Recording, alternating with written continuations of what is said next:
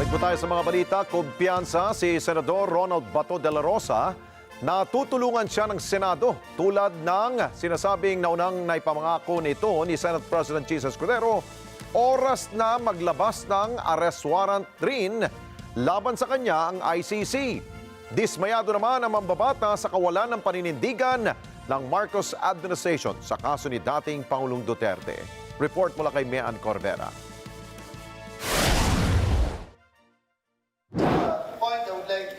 Magpapasaklolo sa Senado si Senador Ronald Bato de la Rosa sakaling maglabas na rin ng warrant of arrest ang International Criminal Court laban sa kanya.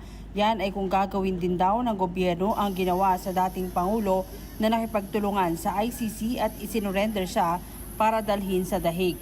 Si De La Rosa ay kapwa-akusado ni dating Pangulong Rodrigo Duterte sa kasong crime against humanity dahil sa war on drugs. We have to face reality. Kung yan talaga ay may lalabas na warrant of arrest laban sa atin at ito'y talagang isi-serve sa atin, well, unang-una, I will avail of the protection that can be provided to me by the Senate as an institution, no? Being a sitting senator. May nauna na raw commitment sa kanya si Senate President Francis Escudero na bibigyan siya ng proteksyon hanggat ito ay pinapayagan ng batas. Kung hindi na ako kayang protektahan ng Senado, then I have to turn in myself peacefully. Oho. Ayaw ko ng gulo. Kawawa ang Pilipinas kung magkakagulo. Nadismaya naman si De La Rosa sa ani ay kawalan ng paninindigan ng Administrasyong Marcos sa kaso ng dating Pangulo na tila isinubo pa sa ICC. Iba raw ang ginagawa ng Pangulo sa kanyang sinasabi. Ako mismo, I can attest to that dahil sinabihan niya ako noon sa Malacanang na huwag ka mag-alala Bato, hindi ko papasokin ang ICC dito. Hindi, kahit na gabuhok mo, hindi mahawakan ng ICC. Pati si kahit nakalbo ako gabuhok mo, pati si Pangulong Duterte, hindi mahawakan ng ICC. Sabi niya, hindi ko papayag dahil kung papayagan ko yan, after the Dutertes, after sa inyo, who's next? Baka kami na naman ang imbestigahan ng ICC. Kaya hindi ako papayag, sabi niya sa akin. Pero ngayon, iba ang nangyari. With in silver platter, hinatid talaga ha. Nanghiram pa ng private jet para ihatid lang si Pangulong Duterte doon sa dahig. Oho. Ibang sinasabi.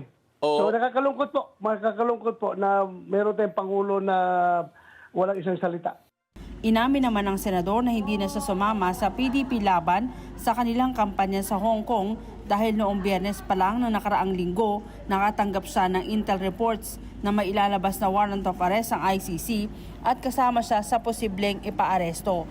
Sa ngayon, gagawin niya ang lahat ng legal na remedyo dahil posibleng siya ang susunod na target ng ICC. Umaasa siya sa paborableng desisyon ng Supreme Court sa kanyang inihaing petition for certiorari and prohibition. Alam mo, sigurado ako na respetuhin ng Malacanang yung magiging desisyon ng Supreme Court kung ito ay paborable sa akin. Otherwise, we will no longer be a government of laws kung hindi na susundin yung desisyon ng Malacanang. Mean Corvera para sa Mata ng Agila, matatag, matapang, matapat. Maraming salamat sa inyo pong pagsubaybay sa Mata ng Agila Primetime. Para malaman ang matatag, matapang at matapat na mga balita, i-follow lamang at mag-subscribe sa @Net25 TV.